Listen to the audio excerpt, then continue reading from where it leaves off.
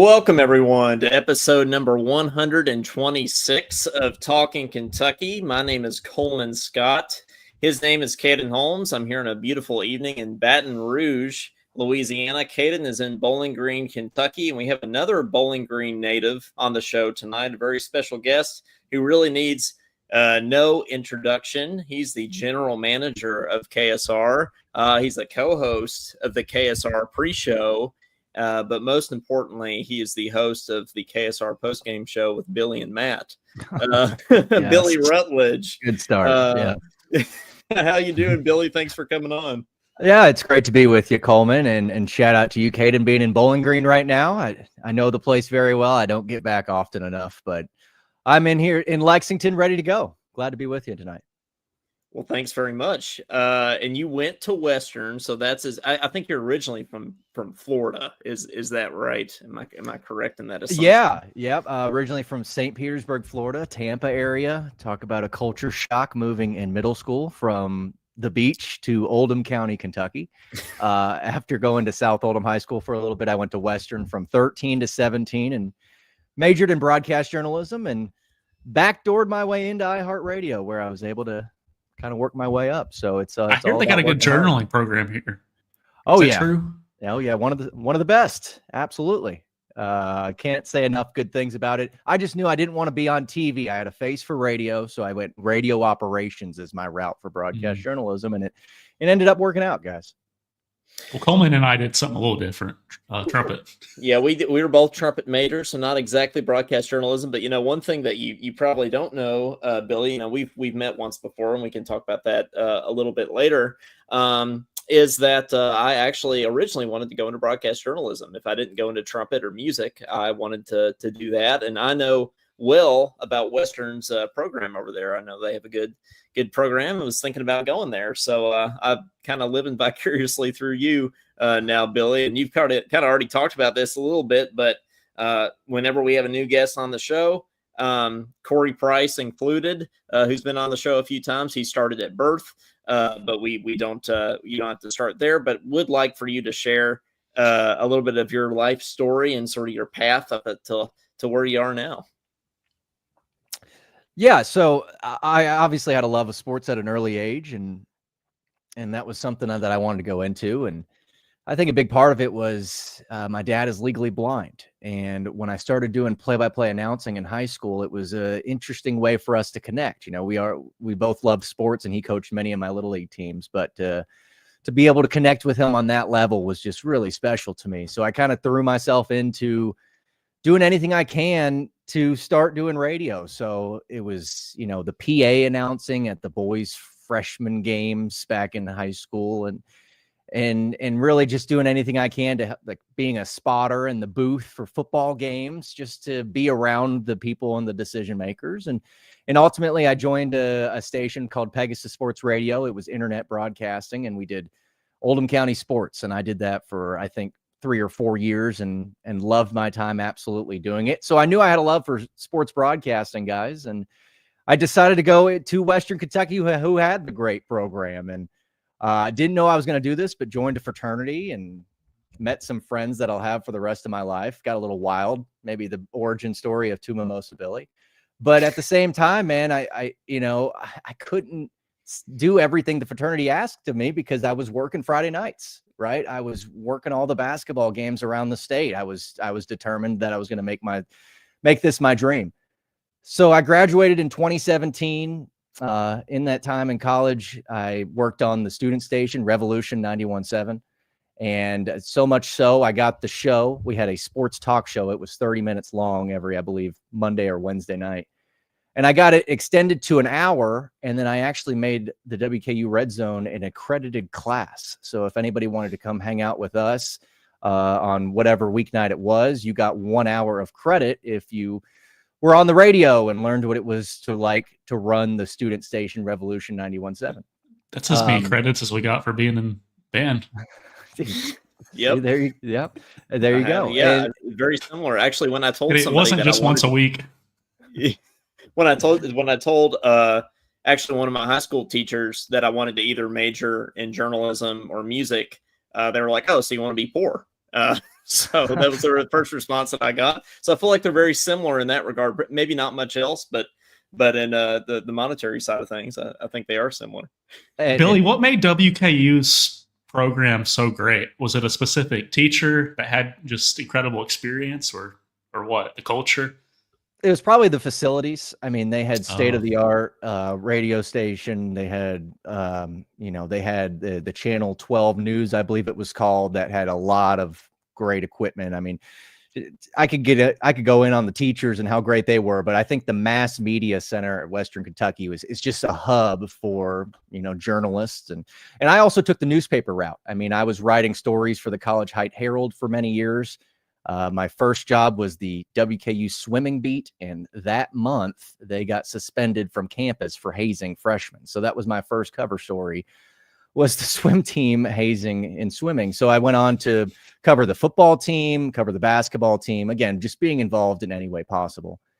And eventually I got an opportunity to host my own show at ESPN Radio in Bowling Green, and we called it Red Towel Radio. We started, it was an hour every Wednesday. And I loved it. I mean, I did it for almost a year, and then ran into some hot water with WK Athletics when I got banned from the football premise for some comments I made. And that was definitely a wake-up call into what you can and can't say sometimes.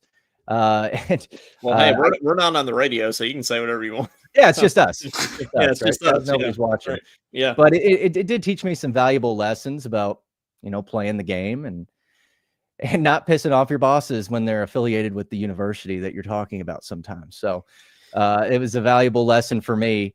But I graduated in 2017, and I got the job at iHeartRadio because a fraternity brother of mine was in the sales department. It was not because of the degree I had. It was not because of, some great reference from a teacher that guided me along the way. It was because a fraternity brother was in the sales department. Yeah, it's all about who you know. Okay, sounds about right.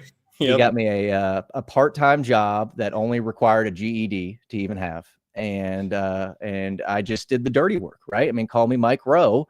I did what was needed of me, whether it be Louisville Bats baseball or overnight shift on WHAS for the Crusade for Children marathon. It was, is about doing the dirty work and doing it for not much pay, right? So like the Michael Kidd-Gilchrist of our.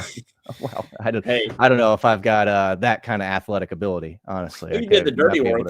That's Caden's favorite all-time UK basketball player. Sometimes I think, because he got in there and did the dirty work, Caden. So that's who Michael Kidd-Gilchrist is. So I think you are the Michael Kidd-Gilchrist of radio in some ways, at least in Bowling Green. One of my colleagues at Mississippi State, I won't say who, the other day we were talking about mascots. Somehow the topic of mascots got brought up. And somehow Western Kentucky got brought up. And this person said that the Hilltopper at Western Kentucky might be the dumbest mascot in the country, Billy. So I don't know. I feel like you need to defend that on here. Well, you're going to get me worked up here, Coleman. I mean, my fiance is downstairs, and she's going to worry what's wrong with me if you get me too fired up. But listen. Big Red is the most lovable mascot in the country. He is the number one mascot in college athletics. He's not the most intimidating, though, is he? He's not. He's lovable. I mean, I wouldn't say intimidation is what he's going for, but do you guys know what Big Red is before I tell you? He's a hill, right? He is the top of a hill. He's a hilltopper, yeah. That's right. He is literally a hilltopper. They ran a contest back in the day, and I think a student helped come up with it. And you should have seen the old photos of Big Red. I believe it was the scariest costume. It was like you were going door to door at Halloween. But they rounded out the kinks, and it's now the lovable guy that he is today. And now, guys, I'm seriously considering inviting him to my wedding in the next year or so. I mean, we got to have Big Red there for that, right?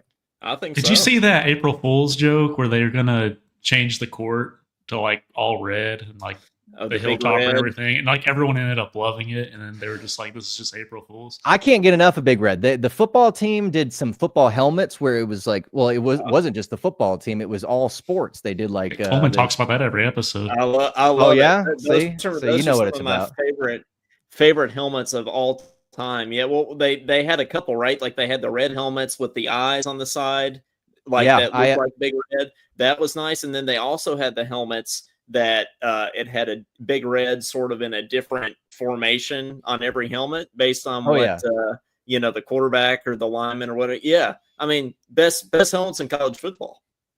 Creative, just lean into it. I had somebody bring me a red towel with the big googly eyes, like the one that you're describing. It's one of my prized possessions. I don't know what it is. I just have such an affinity for Big Red, and it was funny because it's a commuter school, right? I mean, there's a lot of Kentucky and mainly Kentucky. There's some Louisville fans, but a lot of people wearing Kentucky sweatshirts on campus. Some Tennessee fans too. Oh, absolutely. I see Tennessee fans everywhere here. Our president, Gary Ransdell, he's not there anymore. He would go around and he would offer Western Kentucky gear to people in UK or Tennessee or U of L gear. And I absolutely loved that because, I mean, you got to have some pride for the Hilltoppers, even though there's so many that go to the school, but yet will cheer for somebody else. Hey, speaking of Mississippi State, former Mississippi State Bulldog head coach there, right? Rick Stansbury is, which he's not. He was not anymore. Yeah, right. No, not anymore. Yep. But he was at one point. That's the important thing. So, yeah. Didn't Cody do his dentures for him or something? I think so. Yeah, I think Rick. So our other trumpet player friend, that's not a trumpet player, but I guess he is, but just not full time. He did, what was his, it was his dentures, right? It was like some kind of, I don't know. He works at a dental lab, but he had a case came in that said R. Stansbury, and he figured out. And it was Rick Stansbury. Yeah, yeah, that's right. He just couldn't get over the top, guys. I mean, he couldn't make the NCAA tournament. I mean, they must have made the Sun Belt or Conference USA championship at that time. I mean, if he was there 8 years, maybe 5 or 6, it was incredible how many times he fell just short. And he was a great guy, though. I mean, I was there when I covered him for the student newspaper. He was always kind to me and always gracious with his time. So I can't say a bad word about him, even though Jeff Goodman will put a money sign before he spells out his name. Mississippi State was good when he was there. They had that Bernardo kid that had 15 blocks on us. I don't know. They're pretty good. Absolutely.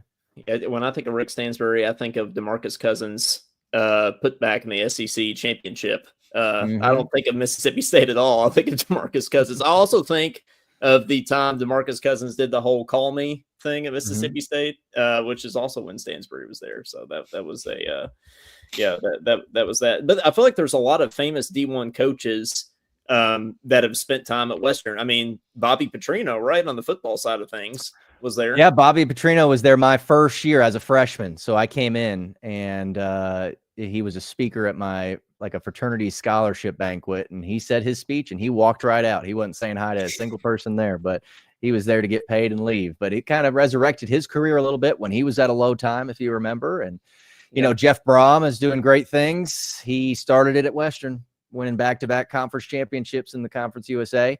And if you want to go to basketball, I mean, my guy Tom Crean was an assistant from 90 to 94. And really? I didn't know that. He actually met his wife there, who is the sister of Jim and John Harbaugh.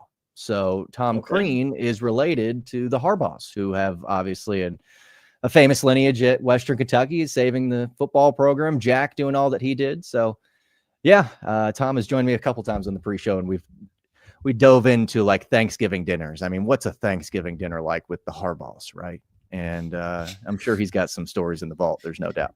There's got to be some stories there. But you mentioned the pre-show, and I think, I want to talk a little bit about it for sure. I think Talkin Kentucky and the KSR pre-show are kind of the same age here, right? Coming up on 3 years for us in May, and it's been about 3 years on your end too, right, Billy?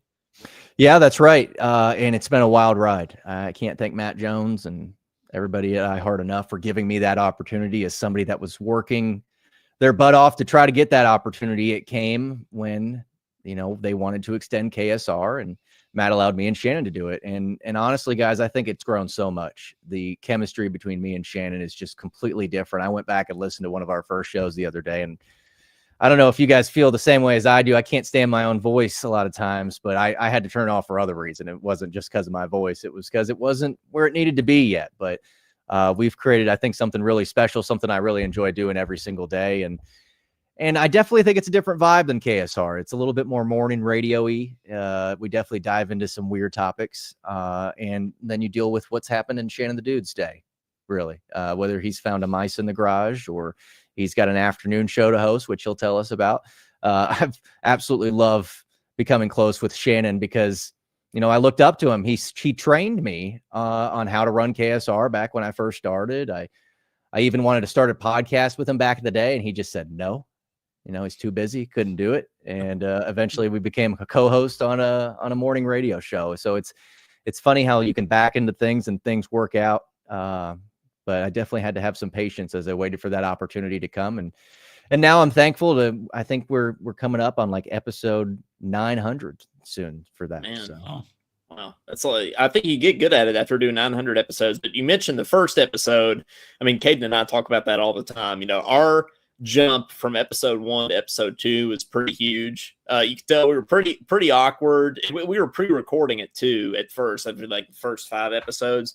Now we so we'd stop every 5 minutes. Yeah, basically. He'd come in and say, "I'll cut that." Yeah, and now we just don't have time to worry about anything, right? You just do it. But I think one thing, Billy, that people don't realize is how hard this is. It's not easy, especially like doing this podcast live. Like we don't even get breaks, technically, because we don't have sponsors. But that would be nice. We got the one sponsor that does dupesuck.com. Yeah, there you go. Yeah, sponsor us. Yes, the answer to that's yes. If you go to the website, it tells you. But. Yeah, that's very true. But yeah, Billy, I feel like this this is harder than people think it is. It is. You can have a lot of sports knowledge, but you will be scared to death of dead air once you first start. And I was somebody that wanted to write down every single thing I wanted to say. So if you look, I have all these notes still. If you look back at my old notes, it's like, I mean, if Matt writes 10 topics down in a notebook and he's able to go 2 hours after that, I mean, I must have written 500 words to try to do it 1 hour. It was just, I was a perfectionist and I wanted it to go so well. But the thing about radio is you can tell when somebody's being genuine or not. It's a very intimate relationship between the listener and the host. And if you're trying to be something that you're not, you're trying to read notes off of a piece of paper, I think people can tell that. And what really clicked for me one day was when I started doing less writing, and I just started going in with an approach of I'm going to listen to what my co-hosts say. And that's a hard concept sometimes. And it may sound stupid, but to listen to the person that you're talking to and to respond to what they're saying is something that people don't do a lot. I mean, they're so worried about what they're going to say next that sometimes you don't listen to what the person in front of you is saying. So I feel like our show got so much better when I just started listening to what Shannon was saying instead of being so worried about what we were going to say next in the show. Oh, that's a big. I mean, Caden and I, can speak to that. We feel like some of our best shows have been when we've planned absolutely nothing, when we just totally winged it because it's organic and you're not trying so hard, right? That's I think a good life motto. It's like just stop trying. Everything will fall into place if you just stop trying. But so what are Billy? Who are some of the guests that you've had on the pre-show that you feel like have been some of the best or some of the highlights over the first 3 years of the show? Well, the show definitely has a different vibe when Shannon's gone. I kind of go Tom Leach on it, and we'll bring in a guest. We'll go maybe a little bit more sports. But I think one of my favorite shows that I've ever done, I've had Cash Daniel on a lot. Maggie Davis is somebody that does a great job. One of the best shows that I think we did, one of them was Rich Brooks, who called in and said Mark Stoops deserves a statue. Now, that got a lot of pushback, I'm going to be honest. And that was back when Mark Stoops was winning 10 games a year regularly. But that has since changed a little bit. Maybe people have backed down from that. But I've had Tom Leach on a lot, but it was the episode that I had the 2 color commentators on. It was Jack Givens and Jeff Pecoro. And they were able to give some very interesting insights on how they see the game that they're broadcasting, how they deliver what they want to say to the audience. Because a color guy, you kind of got to pick your spots, right? You got to jump in. You got to realize when they're dribbling the ball up the floor, and you can get a couple comments in. So there's a definite art to it.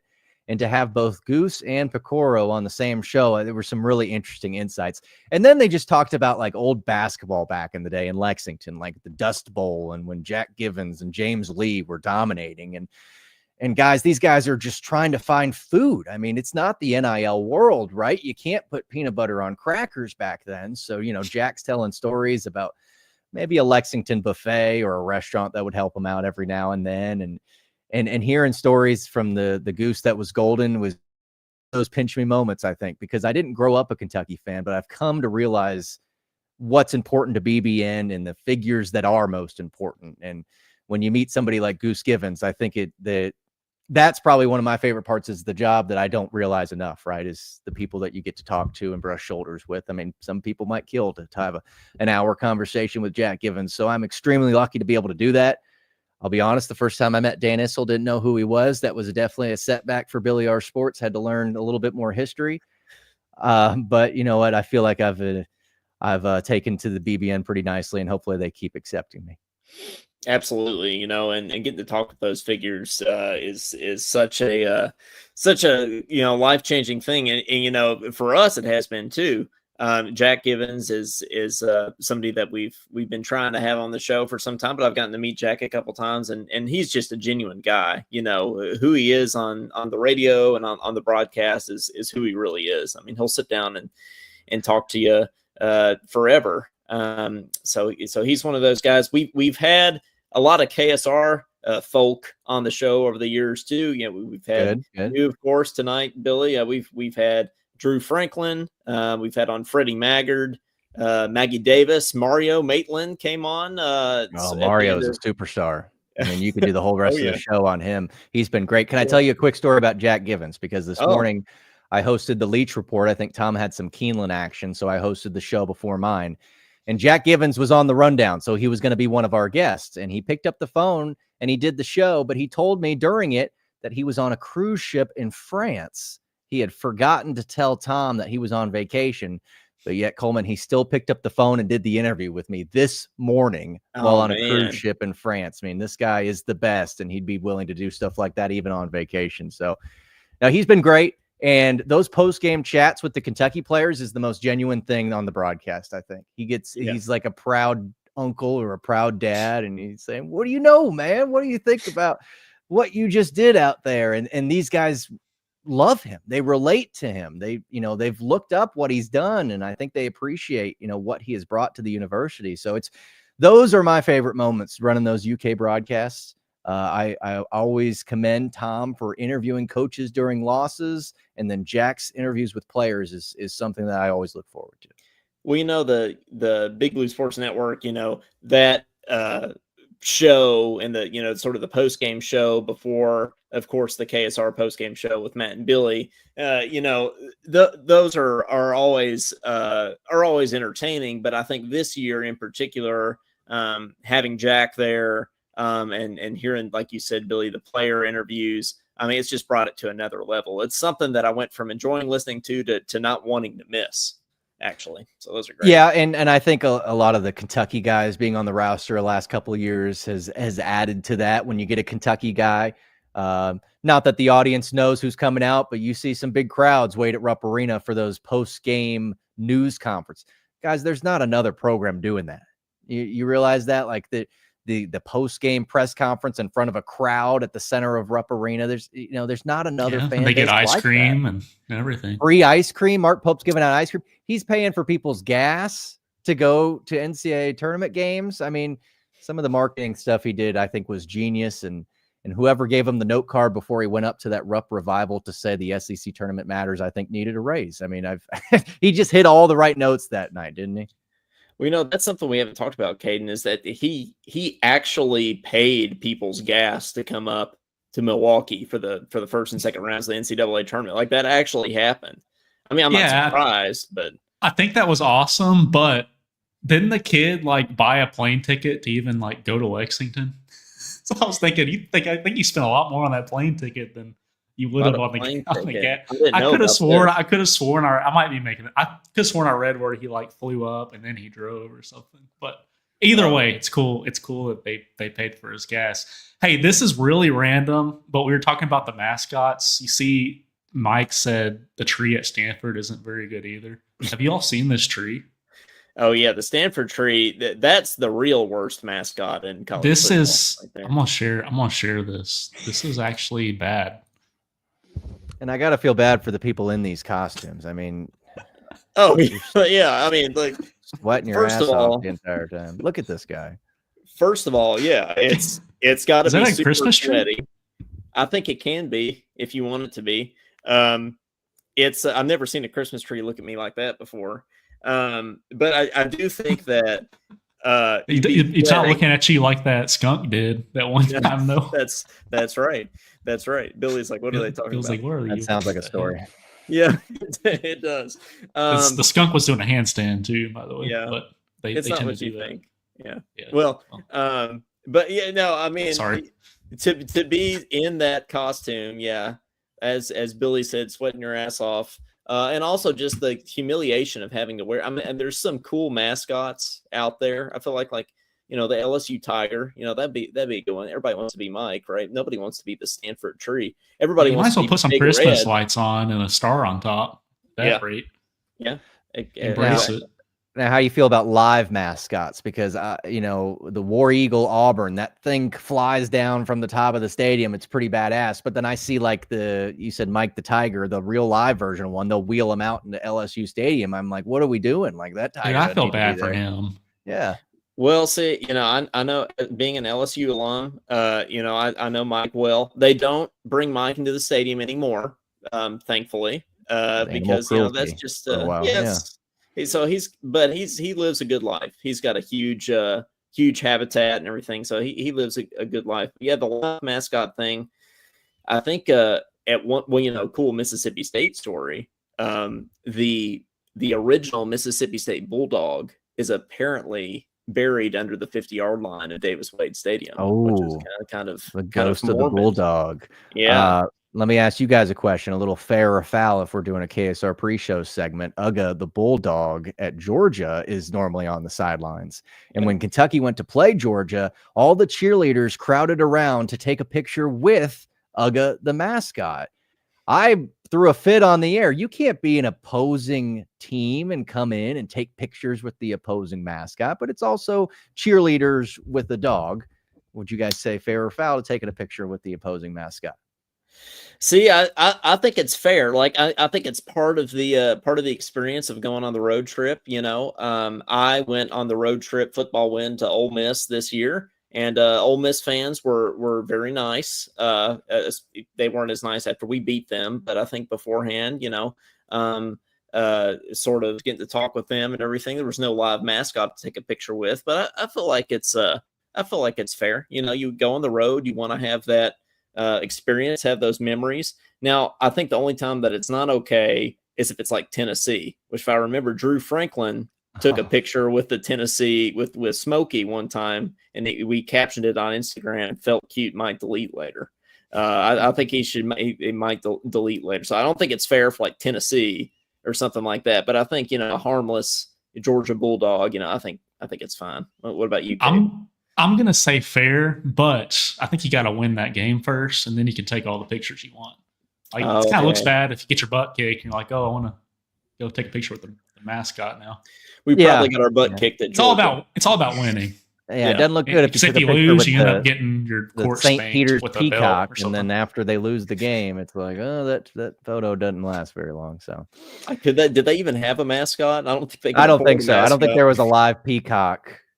There was definitely not a live peacock. Yeah, there's definitely not a live peacock. But I don't know. Maybe like a costume or something. But maybe that wasn't in the budget. Wasn't their budget like $1,000 for men's basketball or something? Well, yeah, they had a leak in their practice facility. That's right. Yeah, I remember the coach wouldn't take players to the facility on visits because it was so bad. And now they've been able to upgrade a little bit. Doug Edert got his Buffalo Wild Wings deal too.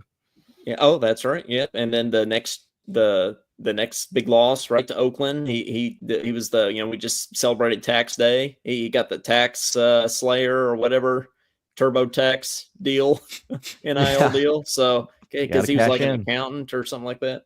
So well, we're off to bigger and better things, right, for Kentucky basketball. And that brings me to this point, Billy. of just recapping the Kentucky basketball season. Caden and I sort of spent last episode recapping the season, giving a grade on the season. Heard you talk about it a little bit on the pre-show, but what are your takeaways for Mark Pope's first year at Kentucky? Overall, really satisfied, but it is unfortunate that we may look back at that season and the first thing we think of are 2 losses, and that being Cal's return with Arkansas to Rupp Arena, and then you had a chance to beat Tennessee in the tournament. First time the 2 teams had ever played. I mean, this 125 times these teams have met, I believe. And the first time it was in the NCAA tournament, and you don't come up with the victory despite beating them twice. So that was definitely bittersweet. But it's interesting, guys. It's been an interesting few years doing the UK Sports Network, because I have seen a lot, but I haven't seen a lot of success, right? I mean, talk about NCAA tournament wins that I've seen. I mean, besides Providence and beating Bryce Hopkins, before this season, it was none. So it was definitely a journey to see BBN and at their, I wouldn't say excitement that we hadn't seen in years past, because remember, Big Z had quite the debut in Rupp Arena at that final year of Cal. I mean, there were some great moments in the regular season with Cal in these last few years, but postseason success, it was just lacking. I think it was something this fan base really needed. And for Mark Pope to win a game in the SEC tournament, for him to win 2 in the NCAA tournament, it felt like a monkey getting off the back of this fan base a little bit, or at least just the expectations of this fan base. I mean, how often was it like, I've got to see it happen before I can get super excited again? And we saw it happen. So it was very cathartic in that sense. So also some really great moments. I mean, like, think about Otega Owe's game winner, right? I mean, I think which one? Twice. Yeah. Twice. You're right. Yeah. Twice. I mean, I think Duke and Gonzaga games that Gonzaga game, you didn't have a point guard, right? I mean, didn't you lost your point guard midway through that game or even before it? So, I mean, you're winning games without Lamont Butler or Kerr Kriisa. It was just incredible, the resolve of this team many times, winning games they shouldn't and losing games that let's say that again. Winning games they shouldn't and winning games they shouldn't and losing games There you go. that they should. I don't know what I'm saying, guys. I can't even say it right. It's losing games that they shouldn't and winning games that they shouldn't. There it is. Thank you, go. Coleman. This is why you're the host of the show. I do the morning shows, these late night talks, and my brain stops working. But it was amazing, because it wasn't like they would lose 2 games in a row. They would win a game that they shouldn't, and they'd lose games that they shouldn't. So it was such a roller coaster year that, at times you think they couldn't do anything, but at times you think that they were world beaters. So I'm excited for Mark Pope to have a chance to build a roster that has maybe a little bit more than 2 weeks to put these guys together. And you can't help but think that the ceiling is a national championship, right? He is one of Kentucky's own, and he understands the assignment. And that saying is in the intro of the UK broadcast for a reason, because I think the nostalgia is one thing, but understanding this fan base is the key to this job. And I think Cal did for a while, but even he said at the beginning that it was a 10-year job, and that eventually you need to move on for somebody else. And right now, Mark Pope is saying all the right things. We talk about having more than 2 weeks to put a roster together. Pope's done a great job so far in such a short amount of time, right? I mean, this time last year, we didn't even have a team yet. Like, we had Travis Berry, and that was it. So, we're in a much better place now than we were this time last year. But in recent news here, Lamar Wilkerson chooses Indiana over Kentucky, which is just a complete shock. Adding fuel to the fire, right? We actually play Indiana for the first time in a long time in the regular season next year. That might add a little bit more intrigue to that game for both fan bases, for sure, especially for Kentucky fans. But yeah, Caden, what was your reaction to seeing Wilkerson go to Indiana? First off, did they ever hang that banner for beating us in 2012? Or no? I think it's still on the popcorn boxes. Was it 2012 where they hit that buzzer beater and stomped on us? Because we won the national championship. I was making sure. Yeah, they acted like they won when they beat us, but yeah, it surprised me for sure. Like, everyone was saying that he was coming to Kentucky, but I don't know, with his comments afterwards, it's pretty apparent he probably wouldn't have been the right fit anyway, so it doesn't bother me too bad. I think Kentucky definitely wanted him. I think it's a miss by Mark Pope for sure. The comments definitely changed. I think the perception of it all, right? Because if you don't have that, elite characteristic to compete, then I don't think Kentucky is the right place. You can probably be overwhelmed by this fan base at times. But I think it was code for he got offered more money, guys. I mean, let's be honest. Not most athletes go to the next level, and especially the NBA when there's only 15 guys on the roster at that. It's not like the NFL where you're able to fight for these, these larger rosters. If you're not, if you can make it up past the G League, there's not a lot of spots to be in the NBA. So you got to think that most of these athletes will not play professionally unless they play overseas. And so college now has become, let's get the bag. Let's get the money. And I don't fault anybody for doing that. I don't know their personal situations. I don't know their past. So, that if that's what this is turned into, I can't fault any kid for going to make that money. But it does hurt when you take him to Keeneland and you take him to the winner's circle and he still ends up going to Indiana. But you're right. December 12th, Rupp Arena. It's the start of this Kentucky-Indiana series. It'll be about the same as beating NC Central that just got announced yesterday or today. Coleman, it's an irrelevant program, Indiana. Let's be honest. So until they start proving some people wrong and winning some games in the NCAA tournament, I'm going to just treat it like another non-conference game.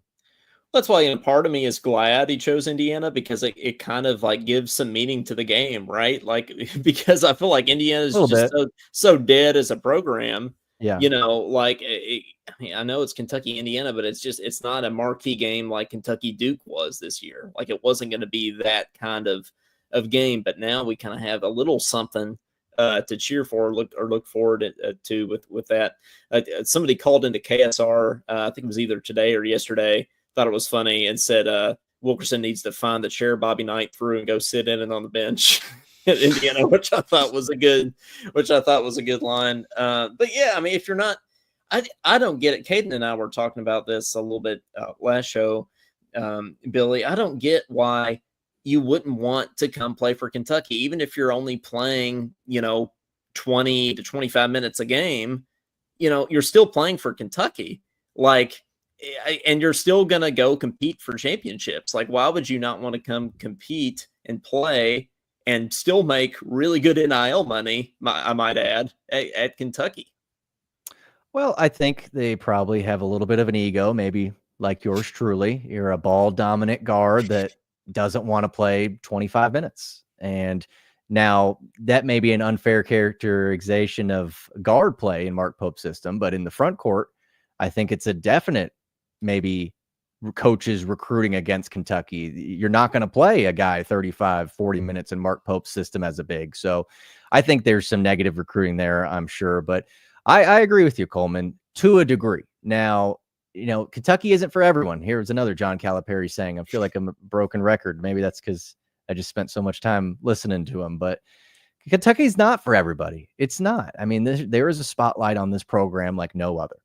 And especially if you're a Kentucky kid, I understand the pressures that come with coming to Kentucky. Well, at least I say I understand. I've never been a Kentucky kid going to Kentucky, but at the same time, I mean, is Richie going to play? Right? Is when's Reed Shepherd going to start? I mean, Travis Perry set the scoring title. Why is he not playing? I mean, these were the first calls, the second calls, and the third calls to the Mark Pope call-in show, or back in the day, and Rick Pitino and Eddie Sutton. It's like, these are the things that this fan base cares about. So there are some added pressure that comes with Kentucky. There's no doubt about it. But, like you said, Kate, and I think it was that he kind of revealed himself with the comments of just didn't want to be another guy. I definitely don't think that would have worked well in Pope's system. Yeah, he probably didn't. I can see how sometimes you say things you don't intend for it to come across a certain way. So maybe he kind of slipped up there. I don't know. But you think they look at the past and see guys like Devin Booker coming off the bench, a 6-man, playing 15 minutes a game or something, and still being one of the best players in the NBA. Well, Devin was young. I think about too, myself right? As a trumpet player. I went to my master's to a school with some of the best trumpet players in the world. And I still think about some of those experiences playing with those guys. Like, it helps me to this day. And I think as a basketball player, you'd want the same. But I don't think they always think that way. I appreciate you saying that about me, Caden. Thank you for that. Hey, I didn't get my master's with you, Colin. Undergrad though. Yeah, and I don't think Pope's going to break the bank for one guy either. I mean, we saw that last year. I think it was Great Osabor was somebody that was a high price tag, and I think Mark Pope was rumored to be in play with him. And so I don't necessarily think, paying the top dollar is how you win games. Maybe it has to be a mix. It has to be your role. And I think Mark's done a good job of that. And I think you're seeing it a little bit with the UT quarterback looking for a new home right now. Hopefully that doesn't open a whole new can of worms, but yeah, that's definitely an interesting topic. That's all crazy, right? Did you hear about that, Caden? He was making $2 million allegedly a year at Tennessee, asked for $4 million. Tennessee said bye, and now he's looking for a new home. Probably going to go to UCLA from everything that I've seen and heard, and is not quite going to make $2 million. It's ended up going to be making less money. Oh my gosh! He said it wasn't about the money, it was about Tennessee's offense. But I think when you have as high powered of an offense as Tennessee has, hate to talk good about Tennessee on this show, but UCLA's offense is worse. Tennessee was 15th nationally last year. UCLA was 118th. So yeah, there you go. Yeah. Again, more code for they paid me more money or we wanted more money. That's what they care about. Another portal guy that's been in the news recently is this guy that just committed to South Carolina like 3 weeks ago. I forget his name, and is already back in the portal. Eagle staff. For basketball. And who knows where he's going to go. But guys, I feel like this has gotten totally out of control, right? Like we're having people committing and decommitting within the same transfer portal period. I mean, that's just crazy. He must have dated a girl there for like 3 weeks and they just broke up or something. Been there. Yep. Yeah, it's interesting because, we obviously have freedom of movement, right? We could leave a job as soon as we take it and try for a new one, but it doesn't look good though. Loyalty does not exist anymore in college sports, and that may be the saddest thing. And that's not solely on the players' fault either, right? I mean, coaches do the same. They'll leave for a job and an opportunity just as quick as some of these players are in the transfer portal. But I do feel like I'm going crazy trying to cover this stuff, right? Because a guy can say he's all the way in and committed and then change his mind at the last minute. I mean, hell, Kentucky football just welcomed back Hardley Gilmore, who was charged with misdemeanor assault and then dismissed from the Nebraska football program after that. I don't know if those two were related. I think Mark Rule, the coach, even said that wasn't the reason why he was dismissed. But when you're trying to change the culture in the locker room, is that who you need to welcome back? So we live in crazy times, and this House versus NCAA settlement can't come soon enough to help bring some guardrails to this. But we live in a time like no other, and it started right around COVID, didn't it? Like it was like 2020, 2021, and they just kind of let the floodgates loose with not only the transfer portal, but also NIL. Yeah, things have not been the same since. Speaking of the transfer portal here, big piece of news here today. Mike Dowd says, do we seriously try hard for Baker Mazzara, the Auburn guard that entered the transfer portal today? Guys, what do you think about him? I mean, I've heard very mixed feelings on that. I made a post about this today on the Talkin Kentucky page. Seems like about 90% of the fan base does not want him on the team, which surprised me a little bit. Auburn. Well, I've gathered that. But yeah, what do you guys, Caden, what do you think about the Baker Mazzara news? Isn't that kid like 25? My question is, it's another issue with this. It's like we're calling it the COVID year, and we're giving everyone like 5 extra years of college eligibility. But I don't know anything about this kid, honestly, except he was a problem for us at Auburn. Like everyone's saying, he was a big time trash talker and everything. And some people compared him to Kirk Risa. So I don't know. Pope probably knows him better than I do, but it does seem a little odd. We're trying for an Auburn transfer. Yeah, Billy. He's really talented.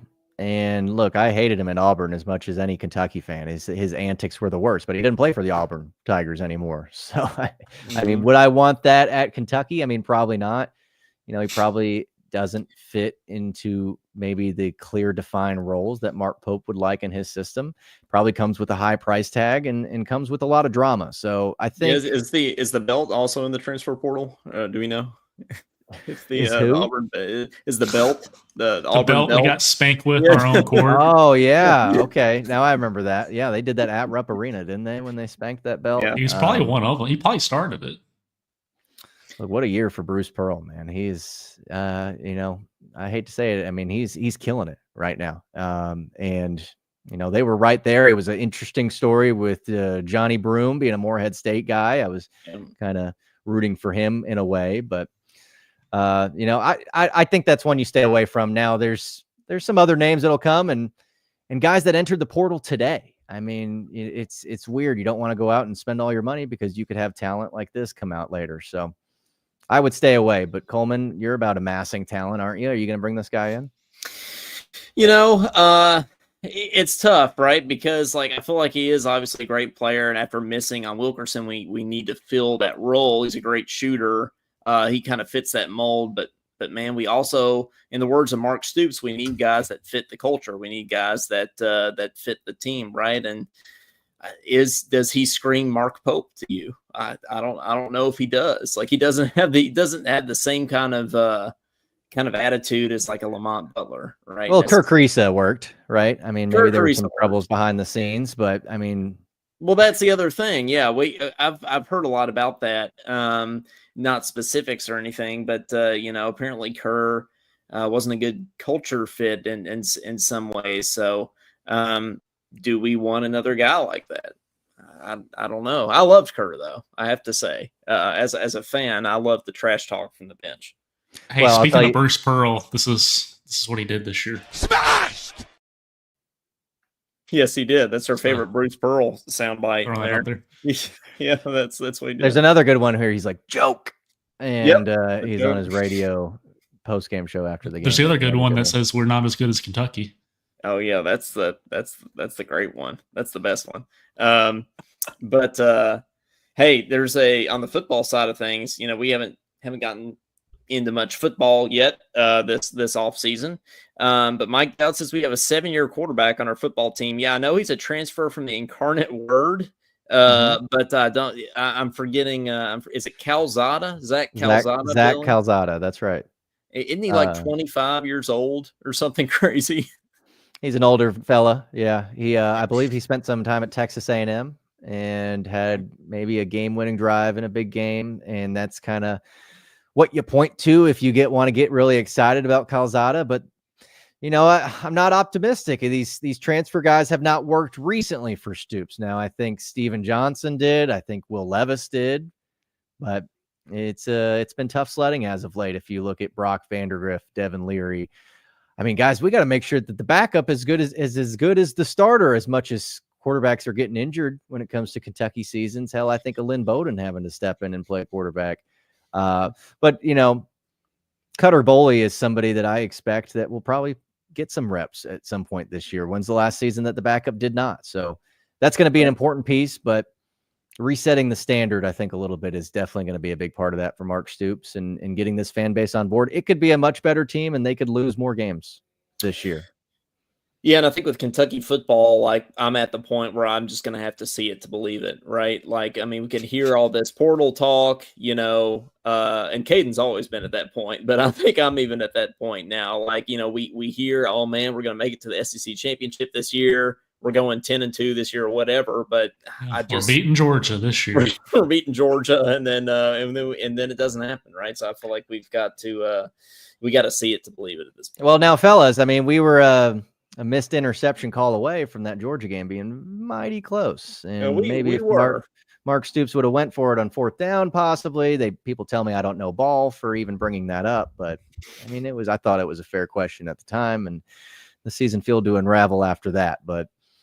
I do feel for season ticket holders who have seen their ticket prices go up and they've gotten one less home game for this next year. They've got to start winning at home, guys. I mean, simple as that. Yeah. You've got to protect your home field. You cannot be losing to Vanderbilt as much as you are. You can't be losing to South Carolina and Shane Beamer doing his TikTok dances with his sunglasses. And, if you're going to walk or if you're going to talk like that, you've got to walk the walk. And they haven't done that recently.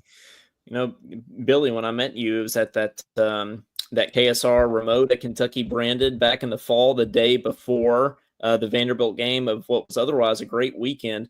On Thursday, Went to Keeneland, won 5 races. It was a great day at Keeneland. It was a hell of a day for you. People actually it was. win their bets at Keeneland. I mean, I did. Yeah. I think every course I do. picked finished last every time I've done it. Yeah, I mean, that's typically how mine go. But, it was beautiful fall weather, was winning the races. KSR remote, met Billy, he said, the first thing that Billy said to me is, you're a trumpet player, right? And that usually doesn't happen. But I very much respected, that Billy recognized that about me. So. Oh, well, real recognizes real, Coleman. You know me, right? There we go. Those Kentucky branded shows are a lot of fun. Do you play trumpet, Billy? Is that what you're trying to say here? I don't. I have an electric guitar behind me, but I don't play trumpet. Okay. Do you play often? No. It was it feels like a lifetime ago at this point. It's there for the show, huh?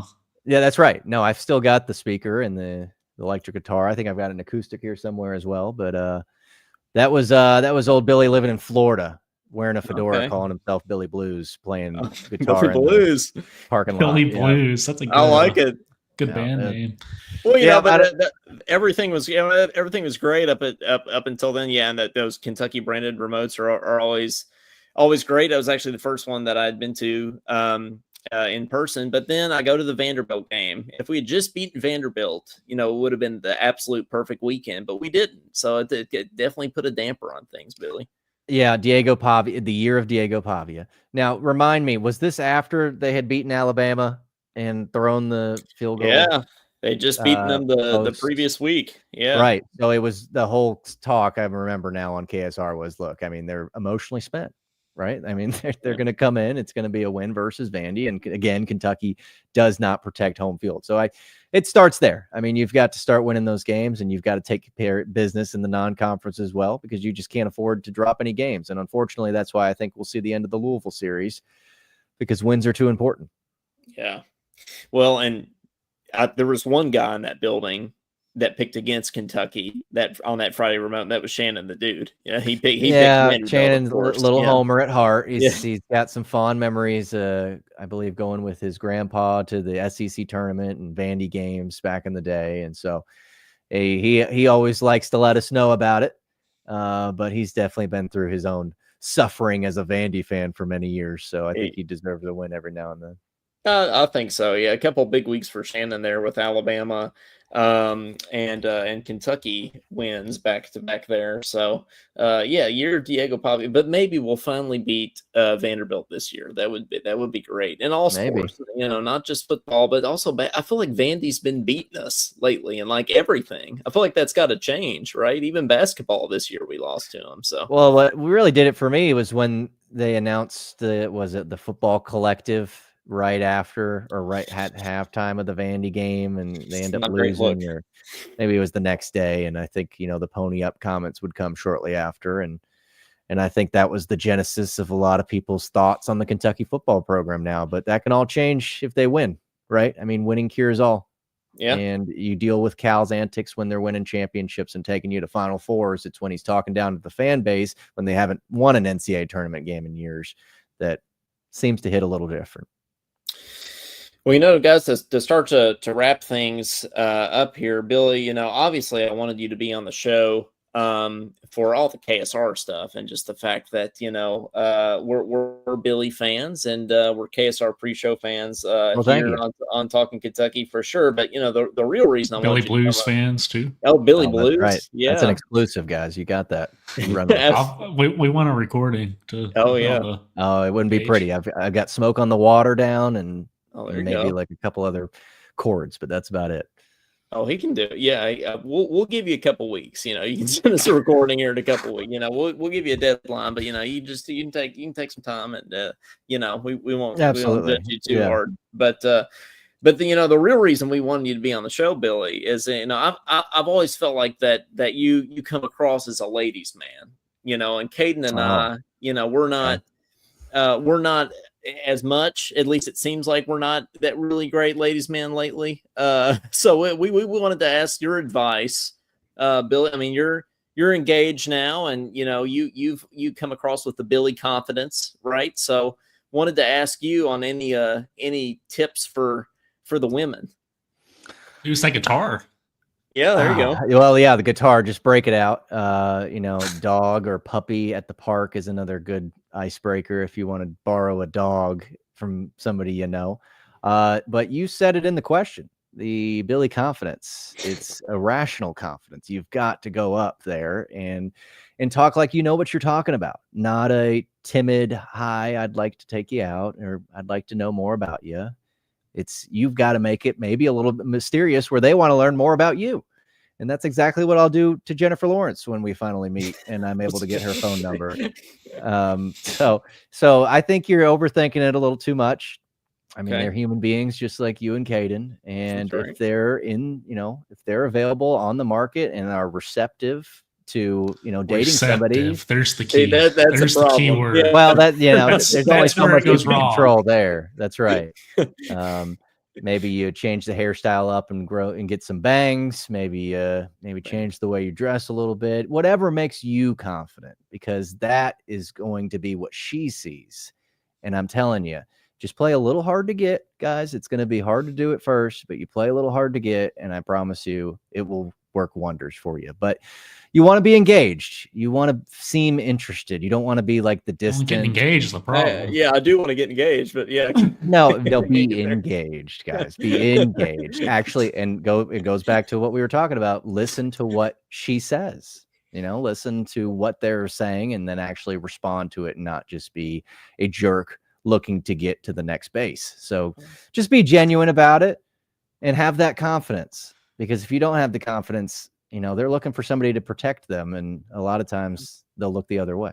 So what is Billy confidence? Yeah, but 100. Yeah. I mean, a definition of Billy confidence. What would that be? Well, I mean, the fact that I think that I can get Jennifer Lawrence's phone number is probably a good definition in itself. There you go. But no, like I live my life that way, guys. I mean, it's not just about women and approaching people at a bar. It's everything I do. I mean, I told Matt Jones one of the first days that I met him that I was the next big thing. And that may seem very corny and very douchey of me to say, but I believe it. And I live my life like that. And that's why radio means so much to me. And it goes back to that genuine. If you're not yourself, then people will be able to tell it. I think on TV, you can have the TV on in the background and people may or may not watch. But on radio, if somebody is tuned in, they are listening to what you say. And building that relationship with the listener is something that I'm extremely grateful for. When there's floods and tornadoes in this Commonwealth and they're calling into KSR and they're saying the things that you guys do, it means so much to us. And you help us so much through these tough times. I mean, Matt talks about it so often. I mean, that is so touching and is something that stays with you. And for me to be able to play a silly character on the radio for an hour a day and make that much impact is something extremely special. There's no doubt. So I think I'd be doing a disservice to everybody that's listening and to myself and everybody that's supporting me if I wasn't confident about what I wanted to be and what I want to do and who's random celebrities phone numbers I can get. So I think you guys overthink it a little bit. Be yourself. And I think that will be what ultimately you find the person you like. Hey, my mom says you speak true words, Billy. So you get my mom's approval. I got mom's approval. Then look, the podcast is a wrap. I mean, you can't beat that. I appreciate that. I think that's absolutely true. Well, we name each one of our episodes Talking Something. This one's got to be Talking Billy. Could be Talking Billy Confidence, but I think Talking Billy might be a more holistic, name for the episode. But Billy, as we say goodbye here, something we always ask our guests that we have on, especially our radio friend, media friend guests, is what could we do? What could we do better? How do we become the next big thing like Billy Rutledge? You stay consistent. You work hard. You stay true to yourself. Nothing's going to be handed to you. But at the same time, there are going to be, it could be years before you get the break that you're expecting or you want. You know what I mean? You have to go in it with no expectations and do it with a love and a joy that is infectious. And I think that's the best way to get people on your side, right? If you are yourself, you are genuine, and the content will get better, right? Naturally, you do something over and over again, you're going to get better at it. But you guys also have to be all in. You have to like it. You have to want it. It will come across. But the number one thing I can do is the number one thing I can say that you can do is to stay consistent, because the number one thing that maybe decision makers in my industry are looking at is for you to have a following when you entered the building. And the best way to do that is to post on YouTube, post on Facebook, do this podcast every single week. Make sure that people expect it. There goes the light off. I guess that's my time to wrap it up. Yeah. But, I can't say enough that you have got to be Mike Rowe and do that dirty work for years. And hopefully, maybe with a bit of luck, maybe it's about who you know and you get an opportunity and you can make the most of it. But radio's tough, guys. I mean, there's a lot of dwindling jobs in that industry. YouTube and podcasts has become the new norm, right? I mean, a lot of people are finding a lot of success on this. So you guys have something that many people didn't in the past, and that's a platform. The internet and podcasts have given everybody a platform to be able to do this type of job. Before, it was like if you weren't on the radio, it was almost impossible. So don't let that go to waste. You know what I mean? For all the people that didn't have that platform, you have an obligation to use it as much as possible and to work hard, because work hard will be rewarded eventually, or hard work will be awarded eventually. Guys, it's getting late. We've got Hey, that's a Ryan. That's like Marcus That's a King, Ryan. dude. Yeah, there you go. I got some Ryanisms in me. Ryanisms. Yeah, or Mike. We as Kentucky, Marcus Teague says, but Ryan Lemons. Yeah, be proud of who yourself. All that kind of stuff. Yeah, that's good. Well, thank you, Billy, very much for joining us, and would love to have you on anytime. And we'll be listening to the KSR pre-show tomorrow morning and every morning. Yeah, thank you very much, guys, for having me on. Maybe next time we break up the guitar and maybe you guys have the trumpets and we really show you how it's done. But keep grinding, guys. I'm loving what I'm seeing and happy to help anytime. Thanks, Billy. All right. For Coleman Scott. Oh, yeah. Go ahead. I was just going to say, I'm sorry I don't have the hay bale tossing trophy here to show you. I keep it at the studio. That's how I was going to end the show, but unfortunately, we'll have to go without today. Well, I mean, that's part of the evidence of the Billy confidence, right? But that's right, guys. For Coleman Scott, for Caden Holmes, and for Billy Rutledge, this has been Talking Kentucky, and we'll see you guys next time. Go Cats.